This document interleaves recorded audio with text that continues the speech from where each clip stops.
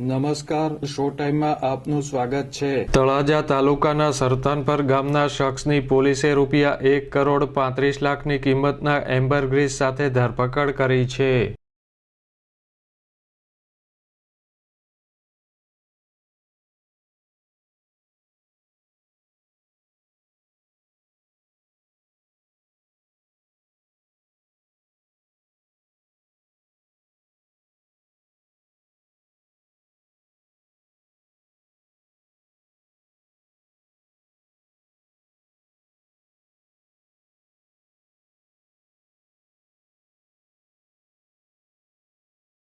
LCB police તળાજાના ગ્રામ્ય વિસ્તારમાં પેટ્રોલિંગમાં હતી। તે દરમિયાન સરતાનપર ગામના મેહુલ રમેશભાઈ બાંભણિયાને રૂપિયા 1,35,80,000ની કિંમતના એમ્બરગ્રીસના જથ્થા સાથે ઝડપી લીધો હતો।